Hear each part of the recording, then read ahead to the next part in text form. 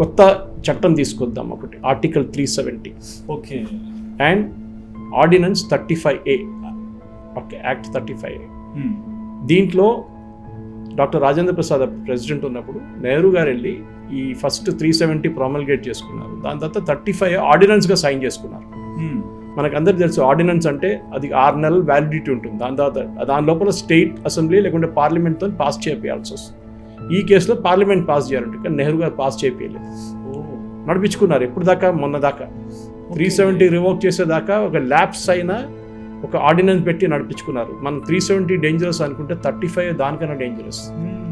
35Aలో మీరు ల్యాండ్ కొనలేరు కాశ్మీర్లో, జమ్మూ కాశ్మీర్లో. అక్కడ ఒక అమ్మాయి ఏదైనా ఒక ఇండియన్ వచ్చి పెళ్లి చేసుకుంటే అమ్మాయి దగ్గర ఉన్న ల్యాండ్, వాళ్ళ ఫాదర్ మదర్ వైఫ్ నుంచి వచ్చే ల్యాండ్ లేకుంటే ఏదైనా ప్రాపర్టీ వెళ్ళిపోతుంది, ఉండదు. కానీ అదే అమ్మాయి పాకిస్తాన్ నుంచి ఒక్కరు వచ్చిన పెళ్లి చేసుకుంటే ఆ ల్యాండ్ ఉండిపోతుంది.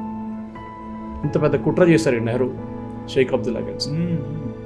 ఈ గేమ్ ఆడిన దాంతో మనకి ఇంత పెద్ద ప్రాబ్లం ఇప్పుడు దాకా వచ్చింది. ఆ టైంలో టఫ్గా ఉంటుండే నెహ్రూ, ఈ అబ్దుల్లాతో పెట్టుకోకపోతుండే ఇప్పుడు దాకా ప్రాబ్లం లేదు.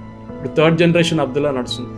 దాని తర్వాత షేక్ అబ్దుల్లా, తర్వాత ఫరూక్ అబ్దుల్లాతో Omar Abdullah, family private limited company లాగా నడుస్తుంది.